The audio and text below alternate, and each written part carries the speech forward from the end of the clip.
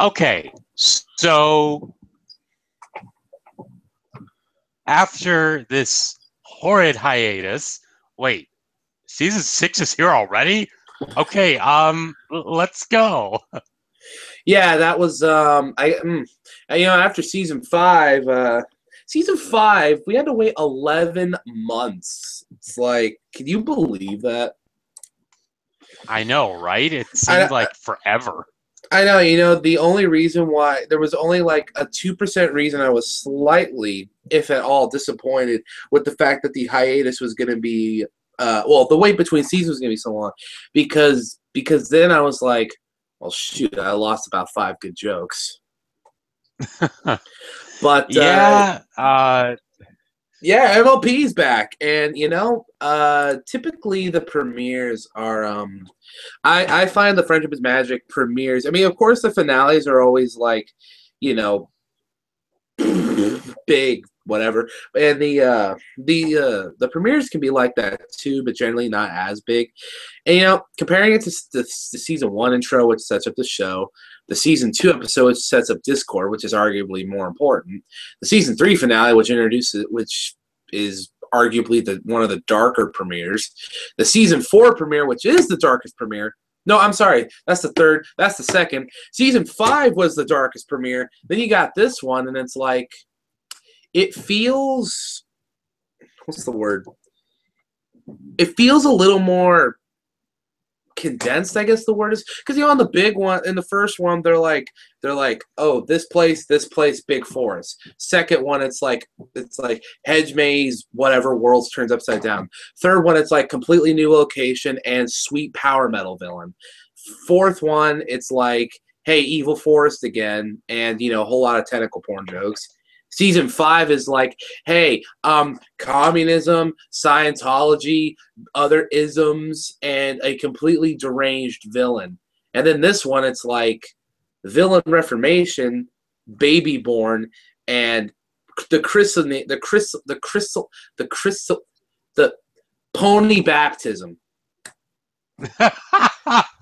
I didn't think about that, but holy crap, you're right.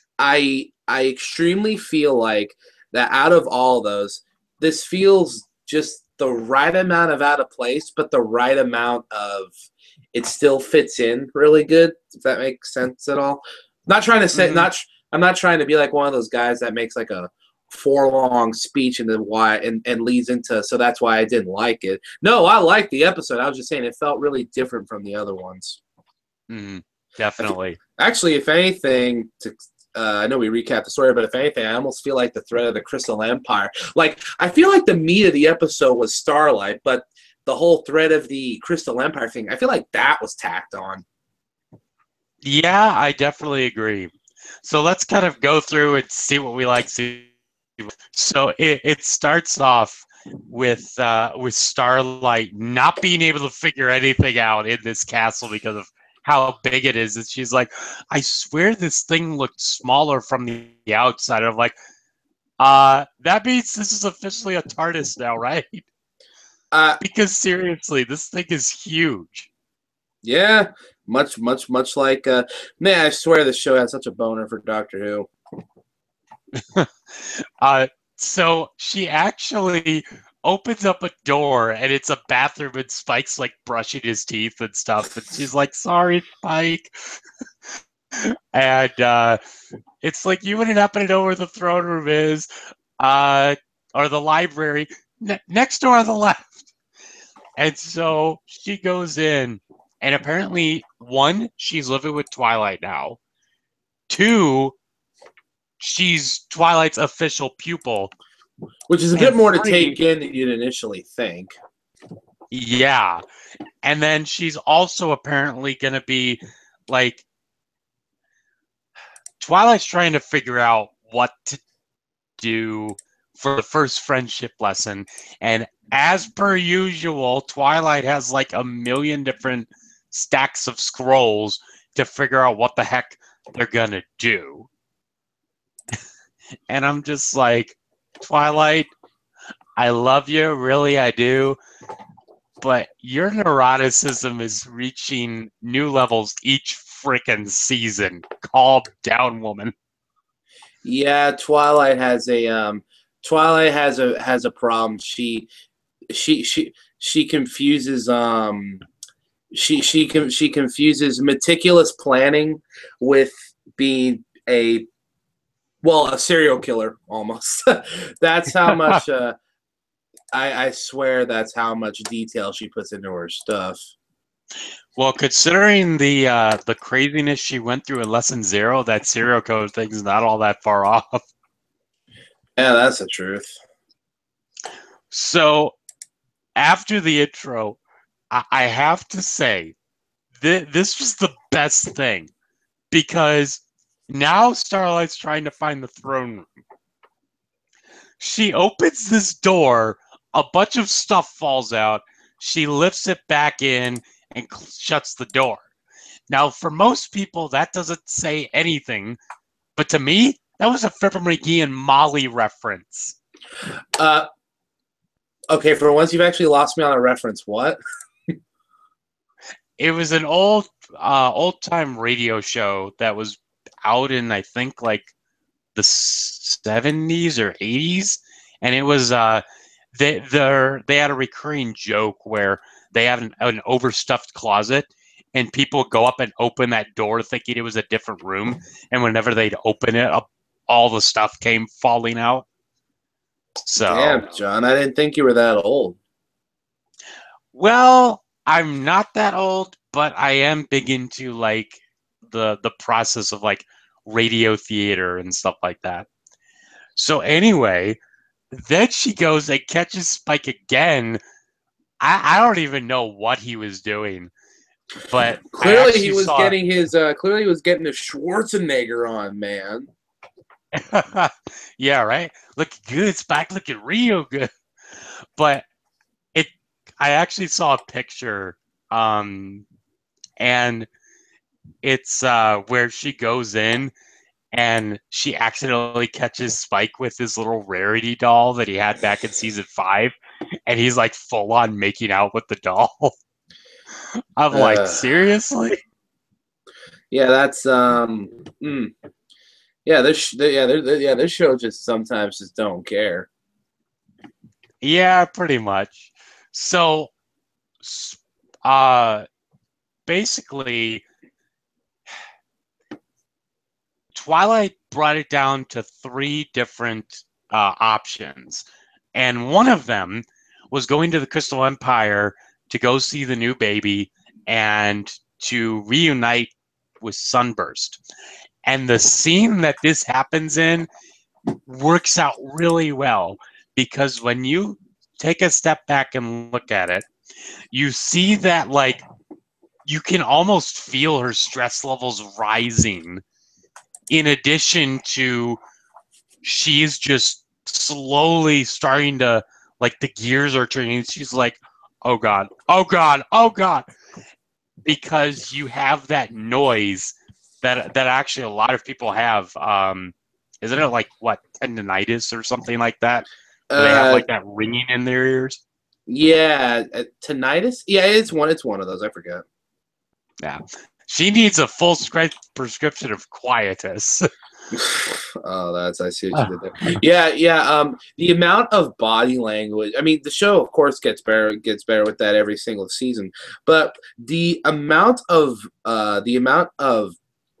body language exhibited by Starlight is really fantastic. The woman that voices her is a good talent anyway. But little things like shoulder movement, the things she does with the eyes, she chews her lip quite a bit. I'm watching this and I'm like, man, I can relate, and B, it's like, man, this show almost qualifies as legitimate acting. I mean, not for the voice actors. No, they're acting. I mean, for the animators, I feel like the animators are acting now.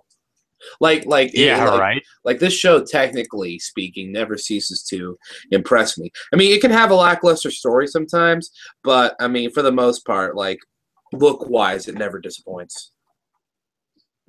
Definitely.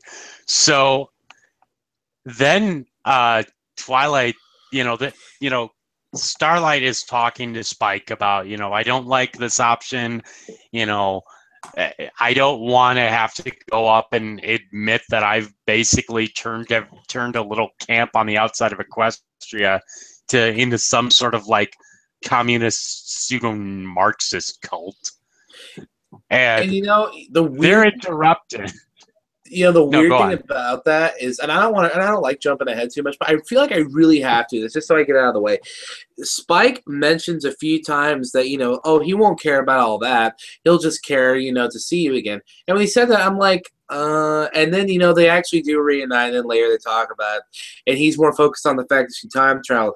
And my thought is literally, wait, what? How do you just overlook that? If it's something like Discord, like, oh, I turned a sink into a live porcupine or something, or it's like, hey, I replaced all the carpets in Canterlot Castle with eels or something. That's something you can be like, oh, well, okay, whatever. But maybe it's just different because we actually saw the effect of all the things she did. But that just seems like a pretty even for this show, that seems like a pretty massive thing to overlook. I mean, not that they haven't done it before. I'm just saying. Yeah. So then they go they go into a little small flashback, and it kind of makes Starlight's story a little more compelling, but it doesn't really help much in terms of her trying to turn Equestria into equality. But did you notice that whenever Sunburst was helping Starlight out, he would always like hand her a scroll, show her something, and then she'd be able to do it 10 times better than he did. Like Yeah. one of them was where she spilled like a glass of juice. He takes a rag and wipes it up and shows her how to do it. And as soon as that happens, she cleans the whole room within a matter of seconds.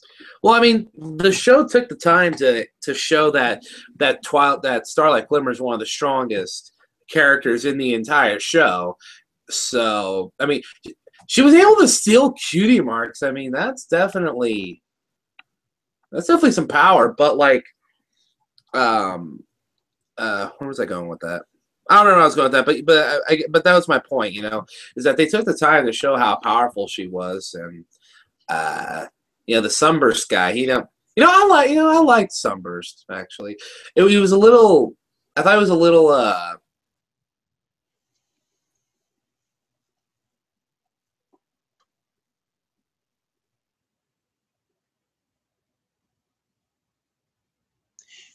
Well,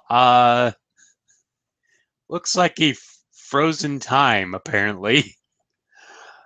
So I guess we'll go forward. So anyway, they get interrupted, and Twilight looks around, and she's basically, there's like this snowflake that comes down, and it shows, hey, uh, almost a Twilight Sparkle, the shining armor is a father, and she's an aunt, and I'm like, that is interesting way of a letter coming in from the Crystal Empire over there. Like it's a little snowflake. That's like really cool, honestly. I saw that and I was just like, oh, okay. So I wasn't aware that the Crystal Empire was Whoville. Yeah, I could see that too. And so one of the other things though is that there's a scene in the throne room where we're they're all trying to figure out, because a lot of the traditions of the Crystal Empire is still a bit murky. Yeah. And Spike comes in, he's like, no, stuff in the Crystal Empire isn't that hard to understand. I saved it once, and he pulls out a picture or whatever. And then it pans over, and Rarity is stifling like full on laughter from this. And I'm like, that actually fits really well with the way that Rarity views Spike. Yeah, yeah. I remember seeing that, and I was just like, I can't tell if she's laughing not nice feelings, or if she's laughing because she finds it charming. Mm-hmm. Can never tell with Rarity sometimes. But when John says that some of the Crystal Empire stuff is still murky, what he really means is that the writers haven't thought of it all yet. Yeah, pretty much. Still having to go through frickin' like exposition again. But Spike actually explains kind of what the crystalline is. It's basically where if a new baby is born in the Crystal Empire, the father appoints the head of the guard or something, picks like the purest crystal he can find, and he also picks a crystaller. So this sounds less of a baptism and more like a pony version of a baby dedication than anything else. But anyway, Yeah. what happens is that they bring all that to the Crystal Heart. The light and love of the Crystal Empire makes the pure crystal fuse with the heart and make it even more powerful. And when I'm looking at this, I'm like, why does this sound like the Grand Star Rescue from Mario Galaxy? Because every time you brought a Grand Star in, it would bring the little sun thing in the middle of the observatory to go a little bit bigger. You're not wrong. The more I'm thinking about this, the more this just sounds like a weird tribute to Highlander, and I'm not sure why. Yeah, I could see that. So they're on the train and they're showing all the gifts that they got for the youngin'. And it's not shown in this actual scene, but as the camera's panning away from Fluttershy has this little angel bunny plushie backpack sort of thing that she made for Florian. I'm like, oh my gosh, that is the most adorable thing ever. Yeah, even when she's barely in an episode again, Fluttershy can never cease to bring on the adorbs. Mm-hmm, Seriously, definitely. okay. Did the show were the show writers like, well, the internet doesn't like her, I guess we better stop using Fluttershy as much? I have no idea. I think they're just being too. I think they just don't know how to write Fluttershy anymore. You started it well in season 5. Keep with that. No, what it is that I think it's because I think to this day still Fluttershy is one of the one is still like one of the more universally one of the more popular ones, or the main 6. So it's probably just so that people don't suffer from burnout of the character, which, as I'm thinking about that doesn't make sense because they still utilize Pinkie Pie to the fullest every time they can. Mm-hmm. I don't know. I don't know. I'm calling favoritism of some sort. Mm-hmm. So anyway, then we have they meet Shining Armor at the train station, and Shining Armor is full on like, dude, you have not slept for 36 hours. What is going on with you right now? Because he's like going full on cuckoo from like, why wouldn't I be here to give my sister? Just it was just so weird. Yeah, poor guy. I got a friend that recently had a kid, and on top of that, and working 2 jobs, he's like, "Oh, dude, I don't even sleep anymore. I drink Monsters as my NyQuil." And I said, "I don't think that's the intended purpose." But it says use as directed, and I'm using it almost as directed. I may More or be less. off by 2 or 3 cans, but um, but anyway, um,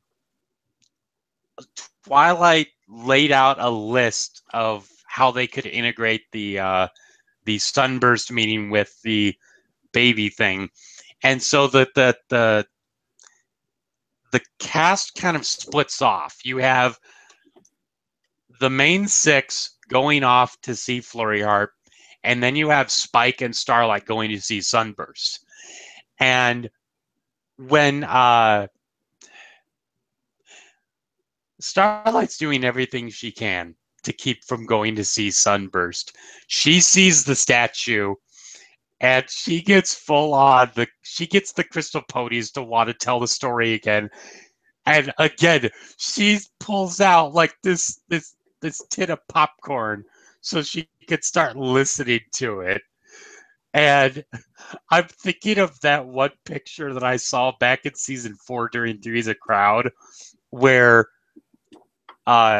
Discord's like going at Twilight in sort of a bad touch sort of way, and then you see, and then it zooms into Cadence, and at the very last panel, it has Cadence with a tin of popcorn, and it says, "Go on." Oh my god. So he starts going on, and then he's about to go into the the Equestria Games fiasco, but he just goes up to Starlight. It's like, no, we're doing this now. And so she throws the popcorn and she's like, fine. And you see a little bit of her anger starting to creep back in, but it's kind of understandable, because really, if you went to go meet your first friend after doing all this crap, would you really want to go back and tell anyone about it? Yeah, I mean, I think Spike gets that from the episode, but he still, but I think he still wants Starlight to succeed. I think that's why he was so persistent about it. But I don't know. It seemed like the show couldn't decide if they wanted Spike to, be super understanding of Starlight and not wanting to talk to Sunburst, or if they wanted Spike to be super complying with Twilight's orders and finish the lesson or something. He was a bit of both, and it was because on the train and before he's like, dude, talk to Twilight about it. But as soon as he gets the list, he's like, nope, gotta do what Twilight says. And I'm thinking to myself, okay, that wasn't what you said 2 minutes ago, but whatever. I like that they actually didn't write Spike insulting in this episode. He actually felt like a what's the word? Not coherent, but he actually felt like a good, I'll just go with that, written character for, I don't want to say for once, because for the most part they get him all right, but when they screw up Spike, they screw up. Yeah, they screw up pretty bad. But I like that he's going back to his Lesson 0 / First Equestria Girls route, where he's an actual good character,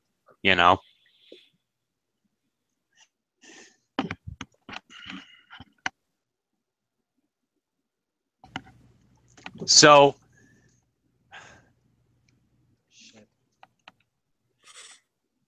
Yo, we good? Yeah, I think so. Sorry, technical difficulties. The internet hates us. Anyway, so what happens after that? Okay, so they super go to meet Sunburst, and Sunburst was Sunburst was interesting at first because I couldn't tell if he was nervous to see her again, or he genuinely forgot about her, or whatever. But I don't know, he came off kind of awkward. He was intentionally written as awkward, but it was awkward for it was a little awkward for me, just because I'm like, I can't get a read on you. So I don't know why I had this thought that when she told him how because he seemed more interested in her when she said that Twilight is she's Twilight's pupil. He seemed interested in her, and I'm like, is this gonna be some ploy where he becomes a bad guy to try and seize her power or something? But that didn't happen, and I'm glad because look, if Twilight, if Starlight, if they make Starlight a bad guy again, I will be legitimately mad. I'm really invested in her. I'm personally invested in her redemption story for some reason. Yeah, I know what you mean.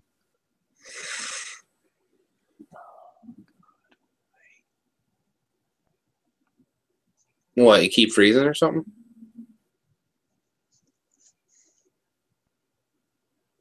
Can you hear me at all? Yeah, I hear you. Oh, perfect. I don't know why it wasn't going through originally, but anyway. So a couple things though, right before they go and actually talk to Sunburst, they have this sort of thing where Spike has to go with the checklist of like like tell Starlight the importance of the meeting. But he kind of it starts out and it feels like he's trying to say, you're going to take a giant step forward instead of a giant step back, or a giant step back instead of a giant step forward. I'm sorry. And he's going on, and you may never learn about friendship. And I'm thinking, Spike, this is a list. Twilight's eccentric, and you've said snap out of it to her multiple times. What's so bad about that? But then it switches over to where he checks that you have importance of friendship check. And I'm like, you sneaky bastard. You did that intentionally, didn't you? And so, first, I gotta say, you look just like Shad from Zelda Twilight Princess. I am sorry, but you have the same look in terms of like the goatee and the glasses and the kind of clothes that Shad wears.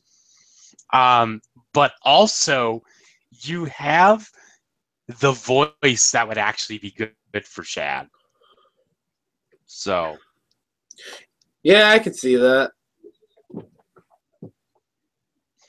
So they're about to leave, and Spike is like, what are you doing? We're trying, you might as well tell Sunburst why we're here. And so then she goes back in and they start talking. It switches over to where they find out that, lo and behold, the baby's an alicorn. And yes, you were correct. Flurry Heart is just like Poof as a magical prodigy and something that, they've never seen before, sort of thing. And that sneeze went through 8 rooms. Yeah. And I'm just like, what is this thing? So Celestia and Luna start talking about how they say Equestria's never seen this before. Now that brings up 2 questions. One, if on one hand, does that mean you're saying that you were not naturally born alicorns, which raises a whole nother series of questions? Yeah. Or 2, is this the first alicorn birth since the founding of Equestria? Which, if that's the case, that makes a little bit more sense. I mean, and you know what? Rarity had mentioned that she thought that you only become an alicorn when you do something awesome or something. Which, I guess Cadence did, because I don't know. I'm just gonna guess she essentially creates Valentine's Day for that world. But Twilight, and Twilight, is like super, is like a super friendship mark, which is like, okay, that makes sense. But I'm thinking, what about Celestia and Luna? There have always been theories about their parents. I always wondered if if Equestria kind of went with the Greek mythology type of thing, where it's like their parents were the earth and sky type of thing. But I don't know if that would really make sense. Mm-hmm. Well, no, because that would be before Celestia and Luna came the Titans, and then Kratos went back in time. And sorry, I played God of War recently. No, it's fine. I've been talking about Twilight Princess, so you're fine with talking about God of War. You're right, because those games are awesome. Ah. So then the team splits off again. Twilight and Pink with keeping the baby secure, while Cadence is outgoing with Celestia and Luna to tell the Crystal Empire what's about to happen with the crystalline and that it's important that they do this.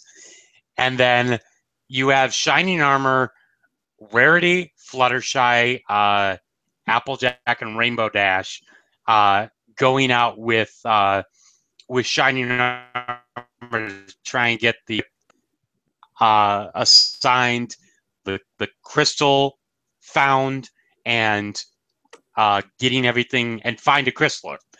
So Flurry Heart's kind of it kind of looks a lot like baby cakes in a sense with how Pinky's handling Flurry Heart. Yeah. And Twilight's just going nuts. I also love that Flurry Heart seems to like Pinkie Pie as her favorite aunt, so to speak. Mm-hmm. that was really funny. Really cute. Yeah. So then, the main six are trying to help everything, and Shining Armor's been falling asleep this whole time. He just thrusts like two helmets to two of the cars. It was like over it.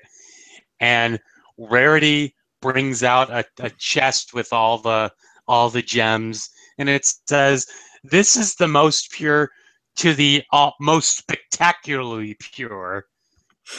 And Fluttershy's like, huh?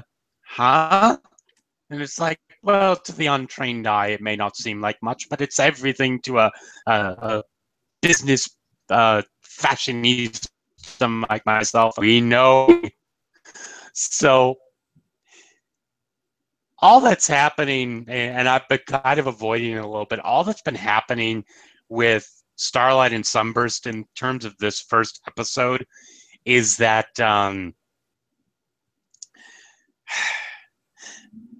they're just kind of being awkward, and it was really awkwardly written. Spike's trying to help with like, hey, why don't you tell an embarrassing story or something you regret? And it's like, Starlight's like, I don't know. I don't think there's anything that could magically help us with that. And you see a hint with Sunburst saying, oh, well, you have this, this, and this. But it's been just, it didn't really help much in the first episode. I personally liked it because I like that they wrote it so awkward because I think you're supposed to feel awkward too because you got an ex-tyrant trying to get her life back together. You got Sunburst who's like, oh, my old friend thinks I'm something big and important, so I gotta like make myself look impressive or something. And it's clearly they both have missed each other. They both still care for each other.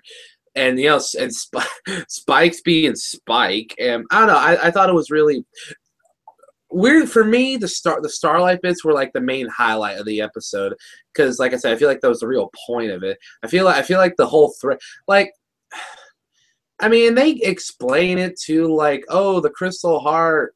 If it breaks, the snow, the dragons from the north from Game of Thrones are gonna come eat us or something. And then they're like, well, wait a minute, why didn't it snow over when Sombra was here? And then they're like, well, the heart was still in the city and wasn't, broken. And it's like, that's so vague. I mean, I didn't have a real problem with it, I guess, but I was just more kind of like, it's not that I felt like they could do better. It was just more like, I feel like that was one of those things where it's like that was just them trying to come up with because I feel like the episode was mostly written around like, oh, hey, Starlight, we got to redeem her. But then they were like, well, this isn't really big enough for a season premiere, so let's add a threat and some action to it. And and I don't have a problem with that, I guess, but it fell flat for me. The threat, I didn't walk away condemning Flurry Heart like I was worried I would, because it seems that whenever a show introduces a new baby character, that baby is either kind of forgotten about but there when it needs to be, or it's the worst thing about the show, i.e. Poof and Scrappy. So I don't know. I don't know. The Starlight stuff I like, but the other stuff, -5 stars, at least in my opinion. So they bring the baby out, and they're almost ready to do the crystalline. And Flurry Heart's taken away from Pinky, and she's going to cry. And two references I see here with this. One, this cry sends shockwaves to the crystal heart and shatters it. The first reference I see is this is a huge reference, I think, to the series finale of Danny Phantom, where he's having like that puberty stage where his voice is changing and it's causing the shockwaves. Oh yeah. And the other thing that I kept thinking of when the crystal heart shattered was only the true ruler of the twilight can utterly shatter the mirror. So that's neither here nor there. Again, Twilight Princess reference. I've played like 20 hours of it so far, and that's with working a third shift full-time job. So that's a lot. But anyway, that's where it ends off. And Celestia and Luna are tasked with trying to get the clouds held back. And apparently Rainbow Dash can't help because this isn't the same kind of clouds you know from normal Equestria. But that makes me wonder. Dash was just as helpful when the Everfree Forest invaded. Why can't she help out now? Wait a minute, I just thought of something. Rainbow Dash typically works with like what lighter color clouds, like rain clouds, like the clouds though guys deal with like the puffy white clouds, are like kind of like the darkened gray rain clouds type of thing. Well, these clouds were pitch black, right? Mm-hmm. Racist. And trust me, I've seen Zootopia, so I have a whole new view on racism now. That movie is seriously enlightening. Everyone should just go watch Zootopia. Nick and Judy's OTP. Yes, please, it's amazing. And no, it doesn't cater just to the furries. It's actually a good, like, action thriller sort of movie. Yeah. Anyway, so actually, when you were talking about the white fluffy clouds, I was thinking of that one scene from God Burns Down Equestria for Insurance Money, where you have that one guy in one of the clouds. He's just like, "Hello, everybody. I'm in the clouds right now." That was seriously so stupid, but it made sense. But then we have everyone else trying to figure out how the baby works. And you then have Starlight finally explain to Sunburst, kind of what's been going on. And they go out to the heart, and Sunburst, they're trying again with the whole Sunburst is still this powerful wizard and should be able to, do all this stuff. Speaking of, you're a wizard, Sunburst. But then you have just everything. Everything going to crap. The main six are trying to tell the citizens of the Crystal Empire, you shouldn't be right here. Be back inside your homes. And then you just have a bunch of people just being like one of them, this old woman is just like, I camped out for 3 days for this spot. I'm not going to leave this place at all. And I'm like, are you a gamer waiting outside of GameStop for a midnight release? Seriously. No, actually, that's Because, you people for know, parades too. and people for Black Friday as well. And people for Star Wars and Call of Duty, I think. I know a few people that did it for Destiny. And hell, probably WrestleMania. WrestleMania is what? This Sunday? There's probably a tent out there right now. Mm-hmm. So why don't you take the reins for a little bit of this episode? Okay, yeah, I'm getting tired of you talking too. So we Oh, thanks. I know, I'm so funny. But no, they okay, so at this point, and, you know, I never ever, and I don't care how well they write it, I never ever like it in episodes where they're like, okay, let's evacuate the people, but let's not tell them why we're doing it to avoid mass panic. But it's like you're evacuating everyone in the Crystal Empire. That's going to cause some panic. I mean, the citizens were really annoyed at it, but I mean, I hate when people use this in cartoons. But realistically speaking, if you're telling an entire city to evacuate, that's going to cause people to panic anyway. You might as well. And you know, in this show, I figure the main six have garnered enough recognition ish to where they literally where Shining Armor literally just could have come out and said, "Okay, guys, don't freak out. Crystal Heart broke, but it's okay. Princess Twilight and her friends are here. They have literally taken down everything from the god of chaos to the actual devil. So I think we'll be fine." That's just my 2 cents on that. And so from there, that was my roommate. That was my roommate. What just happened to call. Anyway, so they to move this along. So they so Starlight is they're in the library, and Starlight's given up at this point, and they're just like, okay, we need to find some way to fix the Crystal Heart. The McFlurry is bouncing all over the place, and you know she's all. And Pinkie Pie's all like, and then they're like, okay, we need to figure this out quick. And Cadence is like, Shining Armor, why aren't you watching the baby? And Shining Armor is like, dude, our kid can teleport, and it's all your fault. So eventually,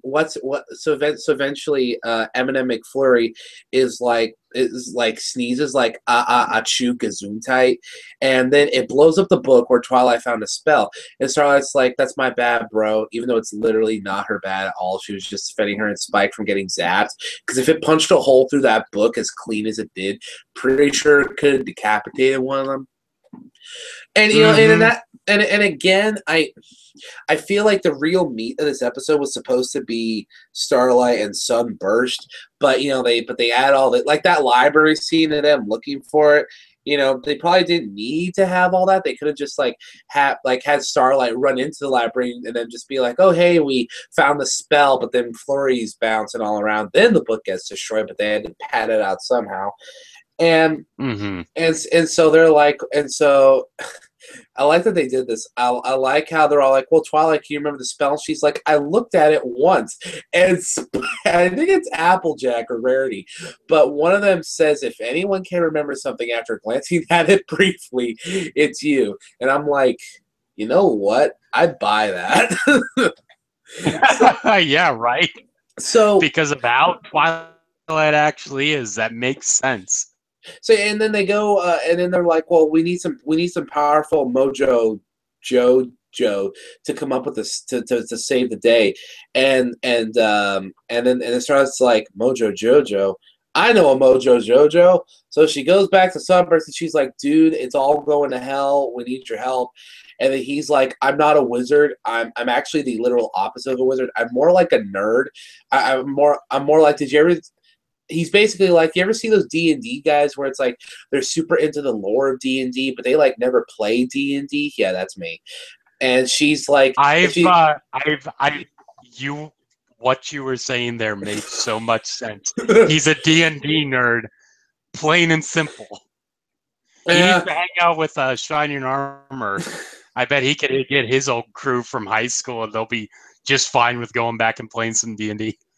Oh my god, that'd be great. And then Starlight's like, you ever know those people that get rejected in life and ousted for power, so that even though they find they find the thing that's supposed to make their lives better, it doesn't fill up the hole of that emptiness that was torn apart inside.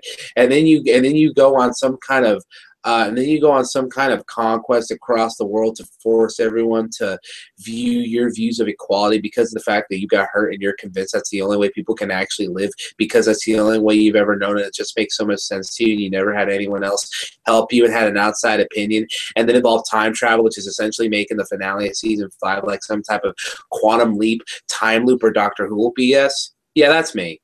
That's basically what she tells Sunburst.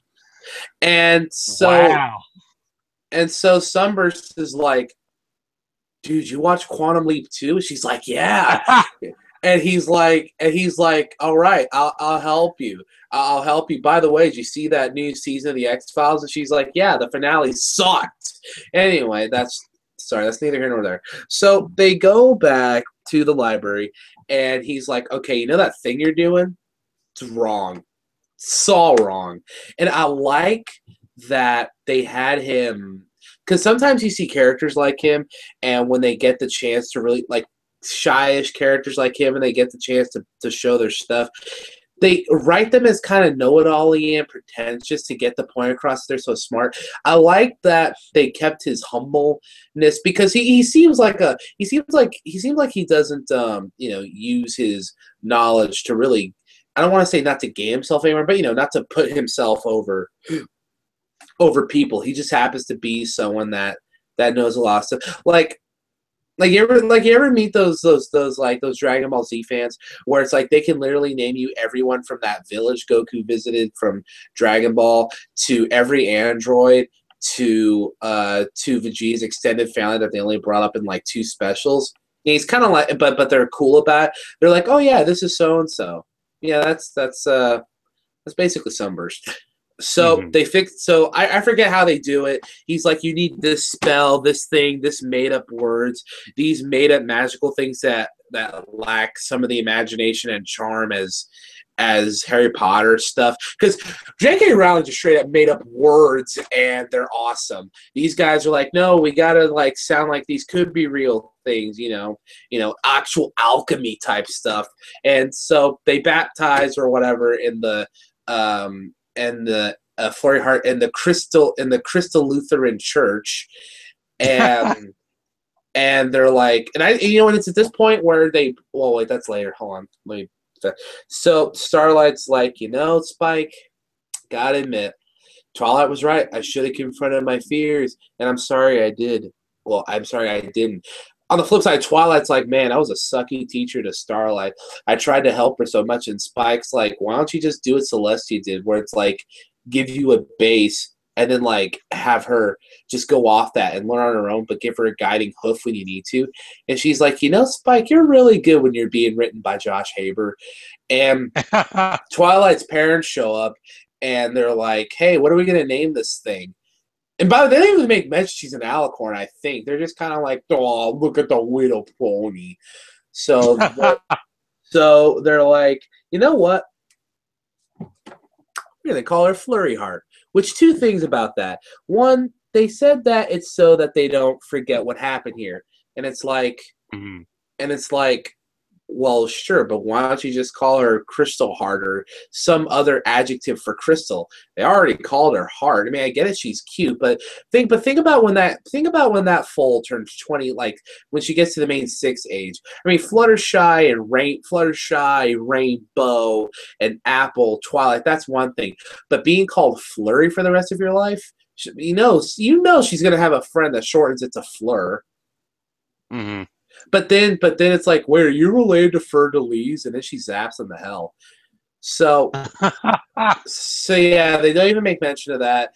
And oh yeah, the second thing is, are you really telling me that kid's been alive for at least 2 days and you hadn't even named it yet? Yeah, I can see that.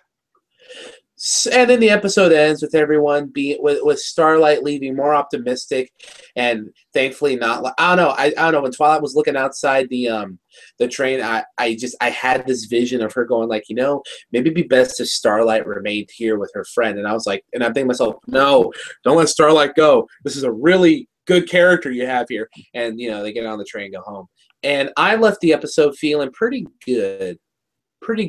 But like I said, I felt I felt like, I'm not saying they should have just focused on Starlight and her thing, or nothing like that.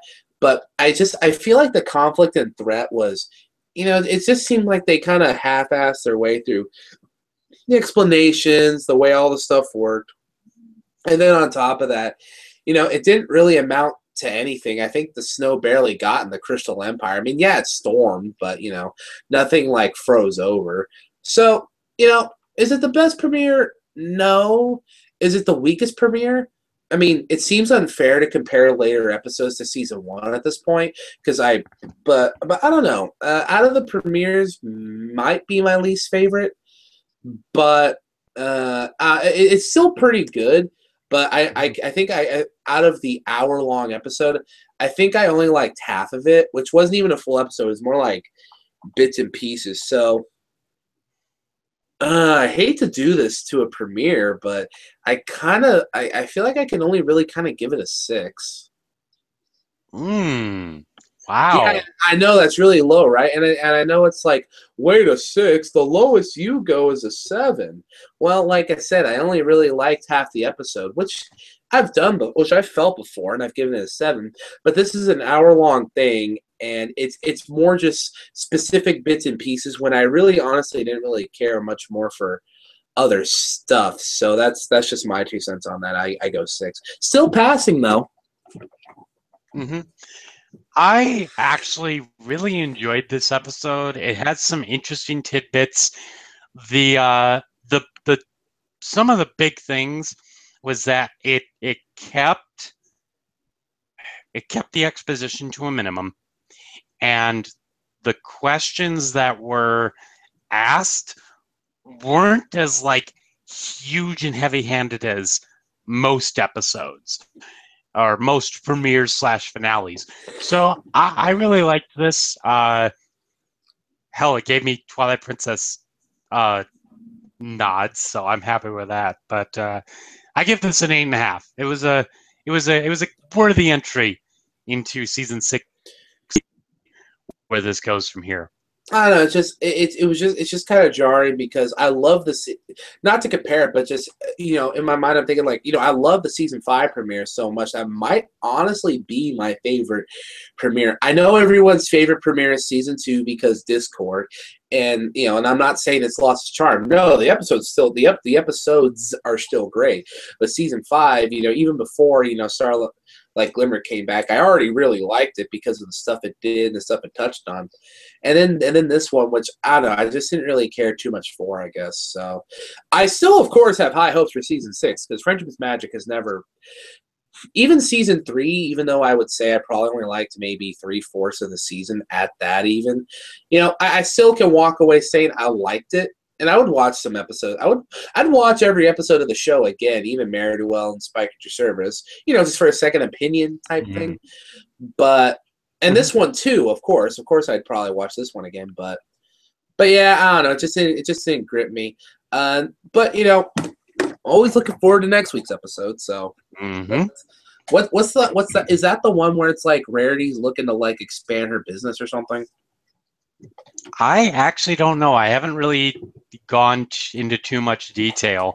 I've mainly been looking at trying to get everything settled for Winnie City, because that's next week. So. Oh yeah, I keep forgetting you're going to that. Well, I guess that's everything then. Yeah, I think the review is going to be on a Monday again because of that, but it should be good. So that's it from me, John. And me, Snakeskin. and hope to see you guys for more of season 6 very soon. Peace out, Dragon. Later.